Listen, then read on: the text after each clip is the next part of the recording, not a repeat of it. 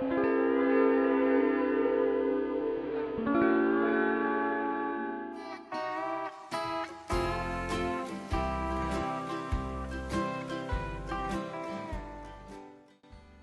back everyone. So one of my goals this year was to film some more creative content for you.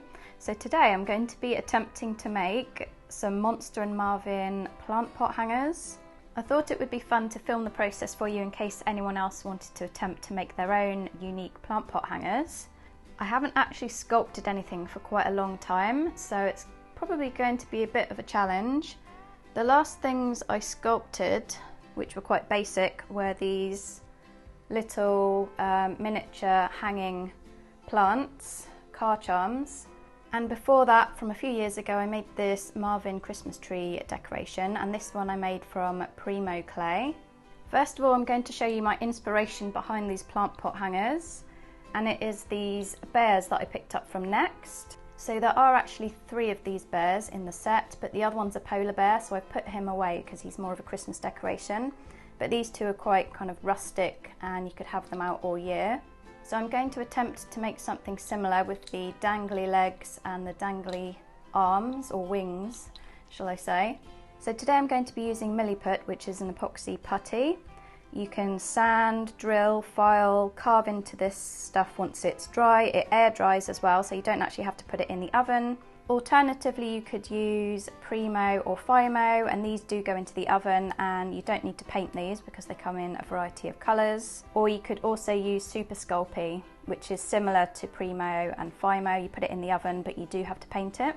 I also picked up some 3mm bronze eyelets, which are going to be used to attach the wings. I got some glass eyes in various sizes, which I picked up from eBay.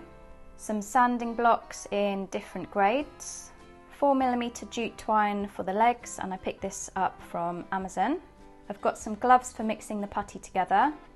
And apart from that, it's just a selection of acrylic paints and paintbrushes and sculpting tools. I used the De La Rowney System 3 acrylics and also the System 3 brushes. So I'm going to be working on a glass chopping board, and I've just covered it in cling film.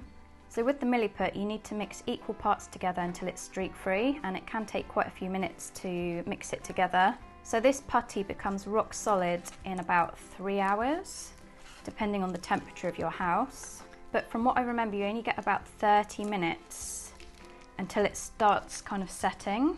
So I'm going to mix those together in a moment, but first of all, I'm just going to get some tin foil and just create kind of a basic shape just to put the clay around, just so that we're not using too much. Although I do want them to be quite weighty.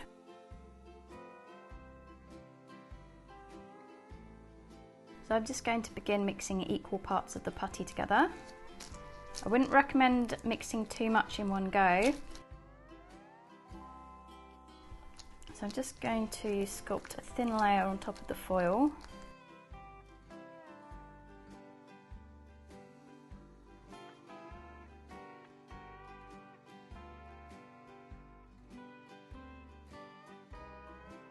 I might go and get some greaseproof paper in a moment, because this seems to be sticking to the cling film quite a bit. So I've decided to go with the 9mm eyes. This is really rough, by the way. You're going to be kind of sculpting on top of this, carving it, sanding it. But for now, we need to get these eyes in. Also, we need to make a little hole so that we can screw the bronze eyelets in a bit later, and that's where the wings are going to attach. So for now, that's how I'm going to leave Marvin. I'll leave him to air dry. While he's drying, I'll start on Monster. So that there is a full packet of Milliput, but we're not going to need too much more. We only really need some for the beak and the wings. I just remembered we also need to make the holes for the legs. I'm just using a paintbrush to create the holes.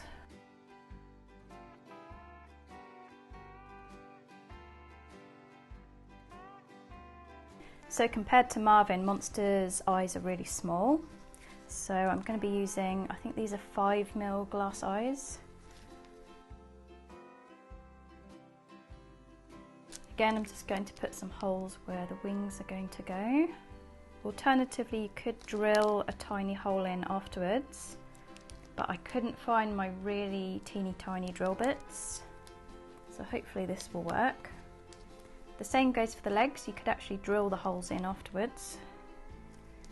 My phone battery died, so I ended up doing a little bit of work off camera.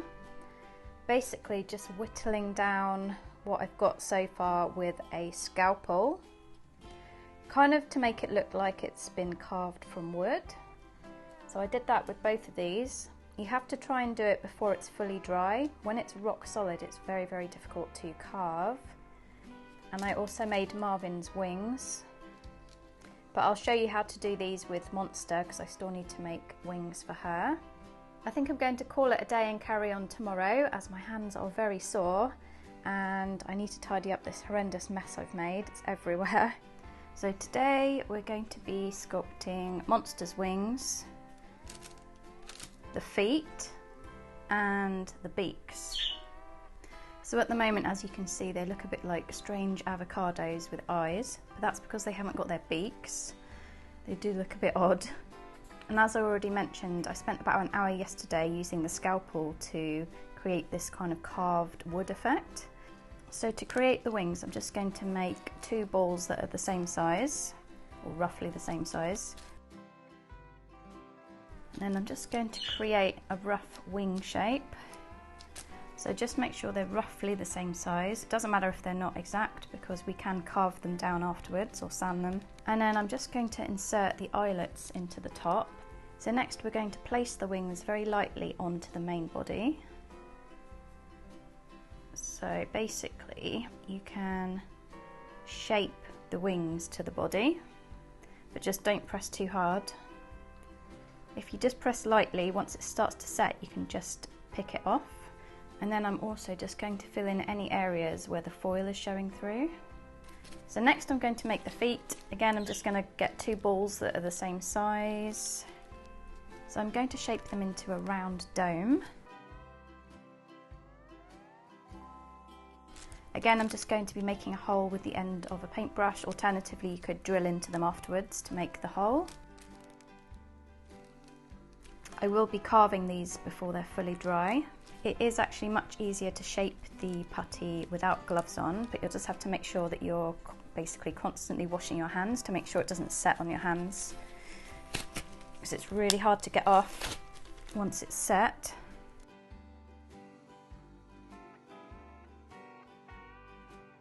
Again, we're going to be carving into the beak once it's begun to set, and then applying the nostrils, also known as the cere, and then possibly building up the cheeks and a bit on the top of the head.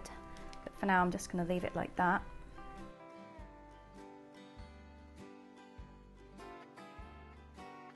I'm just using a paintbrush with a bit of water to smooth the clay, although I'm not worrying too much because I'm going to be carving into this. With the leftover putty, I'm just going to build up his head a little bit more.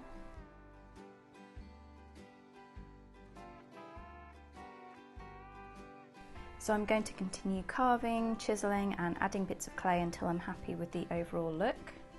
So I've got some images of my birds up on my laptop for reference. Obviously these are not realistic in any way at all. So as you can see now, I've taken off the wing. It has a bit of a shape to it. Instead of it being flat, it will actually contour against the body, which will look a bit nicer. It's still a little bit soft though, not quite ready for carving. You can actually use a heat gun or a hairdryer on the clay to make it set a bit quicker. You'll find that it will go really soft when it's very hot, and then once it cools it should go rock hard. But I'm just going to leave mine to air dry. They're still a little bit soft. I'm getting a bit impatient now because I really want to carve them. Clay is still slightly soft, but I'm just going to begin carving little pieces of it and shaping it.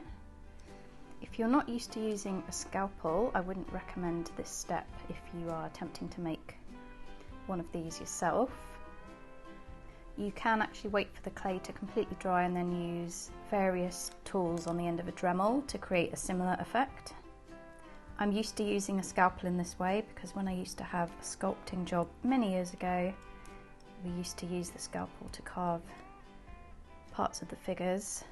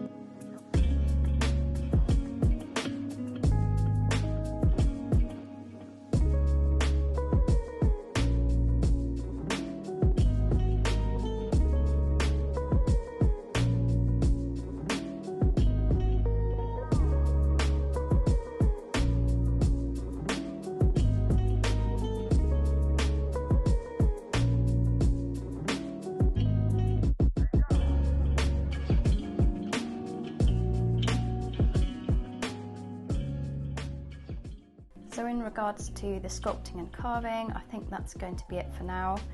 To be honest, I could carry on sculpting and carving these for weeks, trying to perfect them, but this video's got to be out by Sunday, so this is going to have to do for now. So next I'm going to be giving them a quick sand with one of the finer grade sandpaper pads. I'm not going to be sanding them too much as I want to keep this rustic carved look.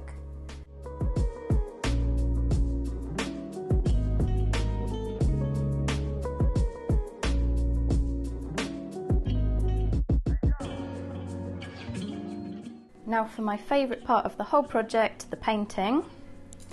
I'm going to be using a selection of different size brushes. I've got some pots of water, some kitchen roll, a selection of paints, and I was going to use my old paint palette. Yes, I really do need to get a proper paint palette. This is an old plate, but once you layer it up with paint, you can peel it off. It's really satisfying. But I thought you might actually want to see me mixing the colours, so I got a fresh one. So I'm going to put it on time lapse because this is probably going to take quite a few hours. Hope you enjoy it.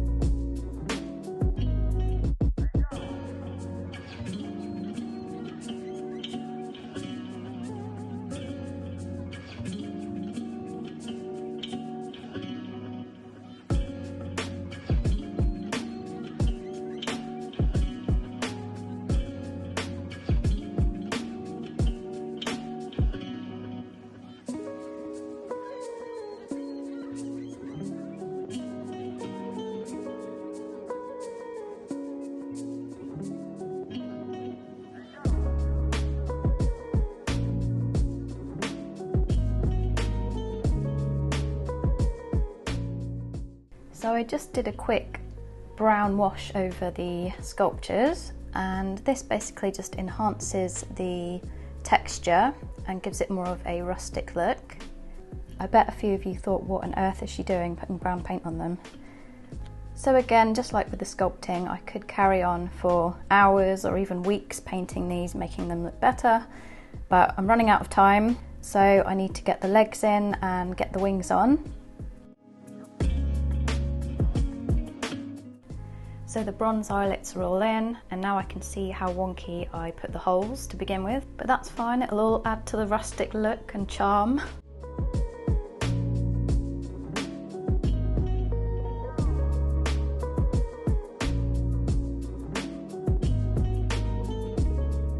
So I ended up having to make the holes slightly bigger. I used a 5mm drill bit for the body and then a 4.5mm for the feet. I'm just going to let them dry and then I'll do the grand reveal. So you could either have these sat on the edge of a plant pot, or you could have them sat on the humidifier or on a shelf or nestled amongst your plants. Originally I was going to make them with a groove in the bottom, so that they could actually sit on the edge of a plant pot, but then you are quite limited as to which plant pots you can put them on. And I just really liked the idea of these dangly legged ornaments, as you can just put them anywhere. Also, these eyelets were really fiddly because I had to undo one of them to put the other one inside, so I had to use a couple of pairs of pliers. Thank you so much for watching, everyone. I really hope you enjoyed my creative video, and I hope it inspires you to take on a creative project yourself. Now I need to clean up my crazy mess, and then I'll put these guys somewhere and take some pictures and some videos, although it's getting dark now, so I might have to do that tomorrow. Thanks again for watching. Take care, and I'll see you all soon.